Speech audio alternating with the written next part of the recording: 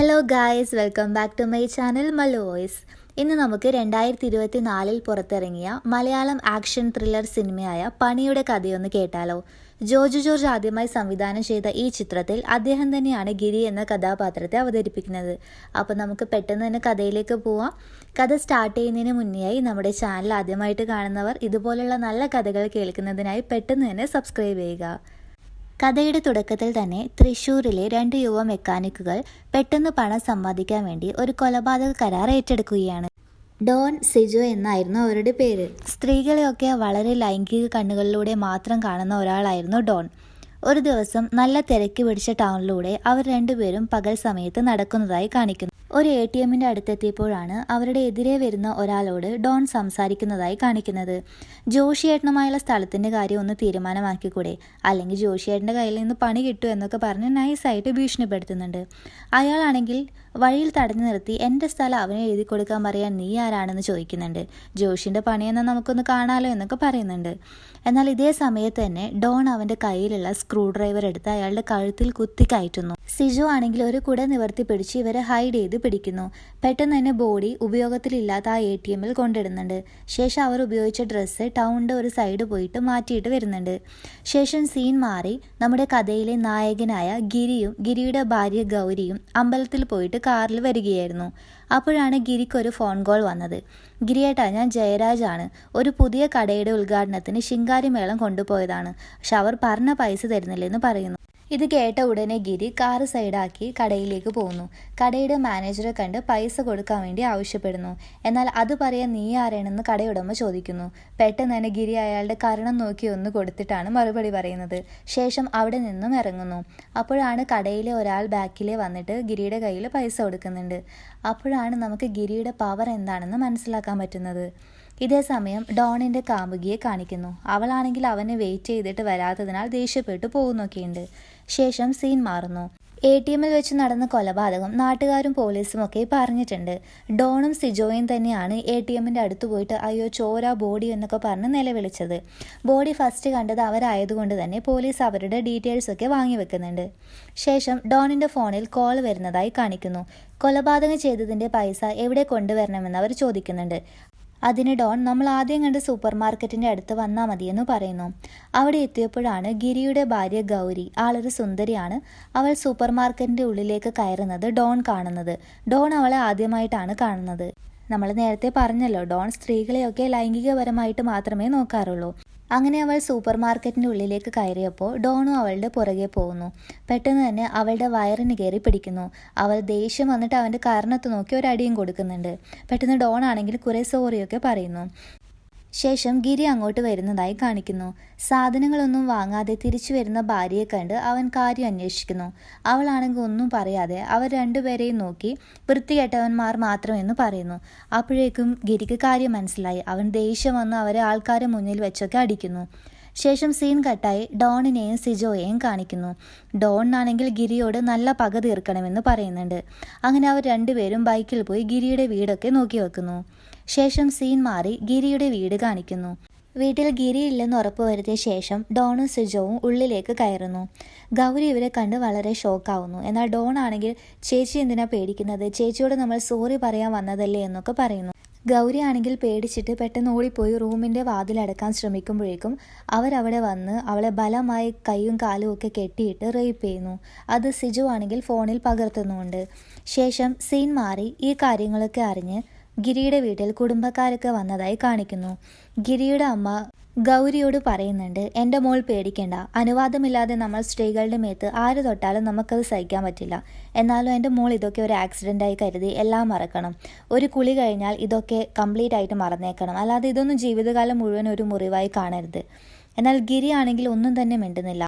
അവൻ്റെ മനസ്സിൽ അവന്മാർക്ക് കൊടുക്കാനുള്ള പണിയെപ്പറ്റി മാത്രമാണ് ആലോചിച്ചുകൊണ്ടിരിക്കുന്നത്. അത്രയും അരിശത്തിലാണ് ഗിരി നിൽക്കുന്നത്. ശേഷം സീൻ മാറി തൃശ്ശൂരിലെ വലിയ ഗുണ്ട നേതാവായ വാരൻ ഡേവിയെ കാണിക്കുന്നു. ഒരുപാട് പിടിപാടുള്ള ഗുണ്ടയാണ് ഈ വാരൻ ഡേവി. പോലീസുകാരൊക്കെ ഡേവിയുടെ ആൾക്കാരാണ്. കൂടാതെ ഗിരിയുടെ അടുത്ത കൂട്ടുകാരനുമാണ്. ഇപ്പോൾ പോലീസ് വാരൻ ഡേവിയെ വിളിച്ചിട്ട് എന്തൊക്കെയോ പറയുന്നുണ്ട്. ഗിരിയുടെ ഭാര്യയെ റേപ്പ് ചെയ്തതും ATMൽ നടന്ന കൊലപാതകവും ചെയ്തതും അവരാണെന്ന്. കാരണം കൊലപാതകം നടത്തുന്ന സമയത്ത് അയാളുടെ ശബ്ദം പുറത്തു പോവാതെ നിൽക്കാനായി ഡോണും സിജോയും ഒരു സ്പീക്കർ എടുത്തുകൊണ്ടുപോയി അവിടെ വെച്ചിരുന്നു. പാർട്ടി സമ്മേളനത്തിന് വെച്ച സ്പീക്കറായിരുന്നു അവർ അടിച്ചു കൊണ്ടുപോയത്. തൊട്ടടുത്ത കടയിലെ CCTVയിൽ നിന്ന് അത് കിട്ടിയിരുന്നു. അതുപോലെ ATMന്റെ CCTV അവർ കംപ്ലൈൻ്റ് ആക്കിയിരുന്നു. അതിന് തൊട്ടു മുമ്പുള്ള വിഷ്വൽസും റെക്കോർഡായിട്ടുണ്ട്.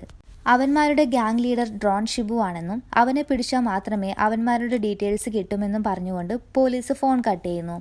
വാരൻ ഡേവി ഉടനെ തന്നെ ഡോൺ ഷിബുവിനെ പിടികൂടി അവൻ്റെ ആൾക്കാരെയും കൂട്ടി ഡോണിൻ്റെ അച്ഛനായ ജയശങ്കറിനെ കാണാൻ വേണ്ടി പോകുന്നു.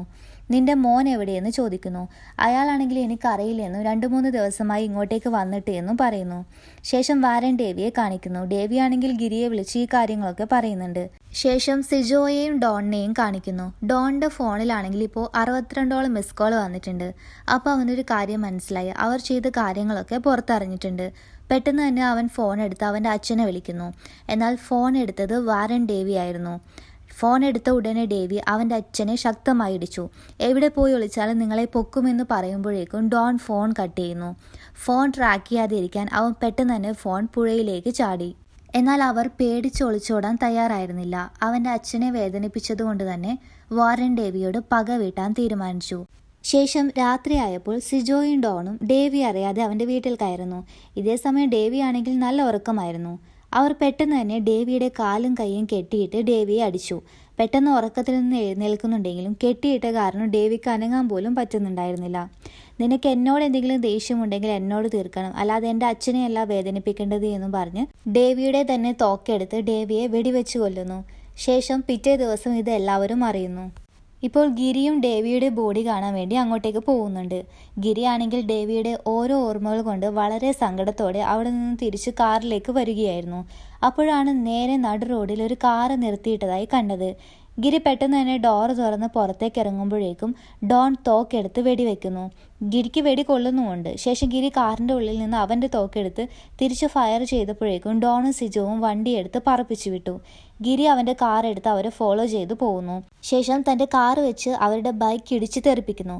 ഇടികൊണ്ട ഡോണും സിജോവും തെറിച്ചൊരു പുഴയിലേക്കാണ് വീഴുന്നത്. പിറ്റേ ദിവസം പോലീസുകാരും ഗിരിയുടെ ആൾക്കാരുമൊക്കെ അവരെ സെർച്ച് ചെയ്ത് നോക്കുന്നുണ്ടെങ്കിലും കണ്ടുപിടിക്കാനായിട്ടില്ല.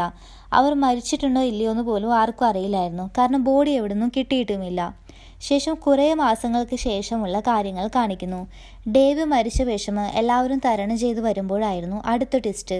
ഗിരിയുടെ അളിയൻ ഡെയിലി ഡോണിൻ്റെ വീടിൻ്റെ അയൽവക്കത്തുള്ള ആൾക്ക് ക്യാഷ് കൊടുത്തിട്ട് ഡോൺ എപ്പോഴെങ്കിലും വീട്ടിലേക്ക് വന്നാൽ അറിയിക്കണമെന്ന് പറയുന്നുണ്ടായിരുന്നു. അങ്ങനെ അന്ന് രാത്രിയും കുരുവിള ഡോണിനെ കുറിച്ച് അന്വേഷിച്ചു വരുമ്പോഴായിരുന്നു ട്വിസ്റ്റ്. കുരുവിളയെ ഞെട്ടിച്ചുകൊണ്ട് ഡോണും സിജോയും തോക്കെടുത്ത് നിൽക്കുന്നു. അപ്പോൾ ഡോൺ പറയുന്നുണ്ട്, നിങ്ങളെയൊക്കെ എന്തോ ഊള പരിപാടിയാണ് കാണിക്കുന്നത്, ഞാൻ മരിച്ചുപോയെന്ന് കരുതിയോ, നിങ്ങളെ ഒന്നും കൊല്ലാതെ ഞാൻ ചാവുമെന്ന് തോന്നുന്നുണ്ടോ എന്ന് ചോദിച്ച് കുരുവിളയെ വല്ലാതെ ഉപദ്രവിക്കുന്നു. ശേഷം ഗിരിയെ കാണിക്കുന്നു. ഗിരിയുടെ ഫോണിൽ ഇപ്പോൾ ഒരു കോൾ വരുന്നുണ്ട്. വിളിച്ചത് ഡോൺ ആയിരുന്നു. നിങ്ങൾ വലിയ പുള്ളിയാണെന്നൊക്കെ വിചാരിച്ചിട്ട് ഇത് എൻ്റെ വീടിൻ്റെ കാവലിന് അളിയനെ വിട്ടേക്കുന്നു അല്ലേ, പെട്ടെന്ന് വന്നില്ലെങ്കിൽ അയാൾ തട്ടിപ്പോവുമെന്നൊക്കെ പറഞ്ഞ് ഫോൺ കട്ട് ചെയ്യുന്നു. ഗിരി ആണെങ്കിൽ ഇത് കേട്ട ഉടനെ പെട്ടെന്ന് വണ്ടി എടുത്ത് അങ്ങോട്ടേക്ക് പോകുന്നുണ്ട്. അവിടെ എത്തിയപ്പോഴേക്കും കുരുവിളയുടെ കാറിൻ്റെ ഡിക്കിയിൽ തന്നെ അയാൾ കിടത്തിയിരുന്നു. ഭാഗ്യത്തിന് ജീവനുണ്ടായിരുന്നു. പെട്ടെന്ന് തന്നെ ഹോസ്പിറ്റലിൽ എത്തിക്കുന്നു. ഇതറിഞ്ഞ ബന്ധുക്കൾ എല്ലാവരും തന്നെ ഹോസ്പിറ്റലിലേക്ക് വരുന്നുണ്ട്. എന്നാൽ ഗിരിയുടെ അമ്മയാണെങ്കിൽ അവരോടൊക്കെ വീട്ടിലേക്ക് പോകാൻ പറഞ്ഞിട്ട് അമ്മയും വീട്ടിലേക്ക് പോകാനായി ലിഫ്റ്റിൽ കയറുന്നു. ലിഫ്റ്റിലാണെങ്കിൽ പർദ്ദയിട്ട 2 പേര് കൂടി ഉണ്ടായിരുന്നു. അത് ഡോണും സിജോവും ആയിരുന്നു. പെട്ടെന്ന് അവരാണെങ്കിൽ ഗിരിയേട്ടൻ്റെ അമ്മയല്ലേ എന്നും പറഞ്ഞ് ഒരു സ്ക്രൂ ഡ്രൈവർ എടുത്ത് അമ്മയെ കുത്താൻ നോക്കുന്നുണ്ട്. എന്നാൽ അമ്മയാണെങ്കിൽ ആൾ സ്ട്രോങ് ആയിരുന്നു. സിജോയുടെ കൈ പിടിച്ച് തിരിച്ചോടിക്കുന്നുണ്ട്. എന്നാൽ അപ്പോഴേക്കും ഡോൺ ഒരു കത്തി എടുത്ത് അമ്മയെ വീണ്ടും കുത്തുന്നു. പെട്ടെന്ന് തന്നെ ഹോസ്പിറ്റലിൽ നിന്ന് പുറത്തിറങ്ങിയിട്ട് ഗിരിയെ വിളിച്ചിട്ട് ഈ കാര്യം പറയുന്നുണ്ട്. ഗിരി ആണെങ്കിൽ ടെൻഷനായി പെട്ടെന്ന് തന്നെ വണ്ടിയെടുത്ത് അമ്മയെ കാണാൻ വേണ്ടി ഹോസ്പിറ്റലിലേക്ക് പോകുന്നുണ്ട്. ഗിരിയുടെ ആൾക്കാർ മൊത്തം ഇതേ സമയം അവന്മാർക്കായി തെരച്ചിൽ നടത്തുന്നുണ്ടായിരുന്നു. അപ്പോഴാണ് അവരൊരു കാര്യം അറിയുന്നത്, അവന്മാരെ പോലീസിന്റെ കയ്യിൽ കിട്ടിയെന്നും അവർ സ്വയം കീഴടങ്ങിയതാണെന്നും. ഗിരി പെട്ടെന്ന് തന്നെ ഇതറിഞ്ഞ് സ്റ്റേഷനിലേക്ക് പോകുന്നു. ഉള്ളിൽ കയറി അവന്മാരെ തറപ്പിച്ചു നോക്കുന്നു. എന്നാൽ ഡോൺ ആണെങ്കിൽ ഗിരിയേട്ടനെ എത്തിയോ എന്നൊക്കെ ചോദിച്ച് ഗിരിയെ ഇറിറ്റേറ്റ് ചെയ്യുന്ന രീതിക്ക് സംസാരിക്കുന്നുണ്ട്. ശേഷം സ്റ്റേഷനിലെ കമ്മീഷണർ ആണെങ്കിൽ ഗിരിയോട് ഇവിടെ നിൽക്കരുതെന്നും ഗിരി ഇവിടെ നിൽക്കുന്നത് നിയമവിരുദ്ധമാണെന്നും ഇവന്മാരെ ഇനി പുറത്ത് കടക്കാൻ പറ്റാത്ത വിധം വകുപ്പുകൾ ചേർത്ത് ഞാൻ പൂട്ടിയിട്ടുണ്ടെന്നും പറയുന്നു. ഗിരി ആണെങ്കിൽ ഒന്നും മിണ്ടാതെ അവിടെ നിന്ന് ഇറങ്ങുന്നുണ്ട്. ശേഷം സിജോയെയും ഡോണിനെയും കാണിക്കുന്നു. പോലീസുകാരിപ്പോൾ ഒരുപാട് പ്രൊട്ടക്ഷനിൽ അവരെ കോടതിയിൽ ഹാജരാക്കാൻ വേണ്ടി കൊണ്ടുപോകുന്നുണ്ട്. അവന്മാരാണെങ്കിൽ ഒരു കുലുക്കവും ഇല്ലാതെ എന്തോ അവാർഡ് കിട്ടിയ പോലെ അഹങ്കാരത്തിൽ നടക്കുകയാണ്. അപ്പോഴാണ് ഇത്രയും പ്രൊട്ടക്ഷൻ്റെ നടുവിൽ നിന്നും അവരെ ആരോ വെടിവെച്ചത് ആരാണെന്ന് ആർക്കും മനസ്സിലായില്ല. ശേഷം അവരെ പെട്ടെന്ന് തന്നെ ഹോസ്പിറ്റലിൽ എത്തിച്ചിട്ട് അവർക്ക് വേണ്ട സർജറി കാര്യങ്ങളൊക്കെ ചെയ്യുന്നതായി കാണിക്കുന്നു. പോലീസുകാരൊക്കെ ഇപ്പോൾ അവരുടെ പ്രൊട്ടക്ഷന് വേണ്ടി ഹോസ്പിറ്റലിൽ തന്നെ നിൽപ്പുണ്ട്. ഇവരെ വെടിവെച്ചത് ആരാണെന്നൊക്കെ നല്ല സീരിയസ് ആയിട്ട് തന്നെ അന്വേഷിക്കുന്നുമുണ്ട്. ഇതേ സമയം തന്നെ സിജോവും ഡോണും നമ്മളെ വെടിവെച്ചത് ആരാണെന്നൊക്കെ പോലീസുകാരോട് ചോദിക്കുന്നു. പെട്ടെന്നാണ് ഹോസ്പിറ്റലിന് മുമ്പിൽ കുറേ ആൾ കൂടി വലിയ അടി നടക്കുന്നതായി കാണിക്കുന്നത്. പോലീസുകാരൊക്കെ പെട്ടെന്ന് അങ്ങോട്ടേക്ക് ഓടിപ്പോകുന്നു. ഇതേ സമയമാണെങ്കിൽ അവിടെ നിർത്തിയിട്ടിരുന്ന ഒരു ആംബുലൻസ് ഒരാവശ്യമില്ലാതെ അവിടെ പാർക്ക് ചെയ്തിരുന്ന വണ്ടിയിലൊക്കെ അടിച്ചു കയറുന്നുണ്ട്. പെട്ടെന്നാണ് കമ്മീഷണർക്ക് എന്തോ സംശയം തോന്നിയത്. ഓടിപ്പോയി സിജോയും ഡോണും കിടക്കുന്ന റൂമിലേക്ക് നോക്കുന്നു. എന്നാൽ അവർ കിടന്നിരുന്ന റൂം മുഴുവൻ ഇപ്പോൾ പുക കൊണ്ട് മൂടിയിരുന്നു. അവിടെ അവരുണ്ടായിരുന്നില്ല. പ്രൊട്ടക്ഷനിൽ നിന്ന് ഒരേ ഒരു പോലീസുകാരനെ പൂട്ടിയിട്ട് അവരെ ആരോ കൊണ്ടുപോയി. പോലീസുകാരൊക്കെ ഇപ്പോൾ അവരന്വേഷിക്കാൻ വേണ്ടി പോവുകയാണ്. ശേഷം സീൻ മാറി സിജോയെയും ഡോണിനെയും കാണിക്കുന്നു. അവരെയാണെങ്കിൽ ഒരു മുറിയിൽ പൂട്ടിയിട്ടിട്ടുണ്ടായിരുന്നു. പെട്ടെന്ന് ഡോറ് തുറന്ന് നമ്മുടെ ഗിരി പുലിയെ പോലെ ഉള്ളിലേക്ക് കയറി വരുന്നു. ഗിരിയാണെങ്കിൽ വന്ന ഉടനെ അവരുടെ ആയുധമായ സ്ക്രൂ ഡ്രൈവറും ചുറ്റികയും അവർക്ക് എറിഞ്ഞു കൊടുത്തിട്ടാണ് അടി തുടങ്ങിയത്.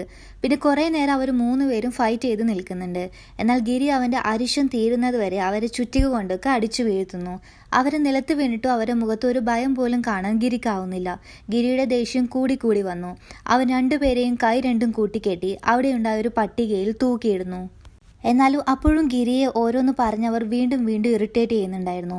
എന്നാൽ ഗിരി മറുപടിയൊന്നും പറയാതെ സ്ലോ മോഷനിൽ നടന്നു വരുമ്പോൾ ഗിരിയുടെ ബാക്കിൽ നിന്നും അവർ ബോംബ് പൊട്ടി മരിക്കുന്നതായി കാണിക്കുന്നുണ്ട്. ഗിരി അവിടെ ബോംബ് വെച്ചിട്ടായിരുന്നു ഇറങ്ങിയത്. ഇവിടെ കഥ അവസാനിക്കുന്നു.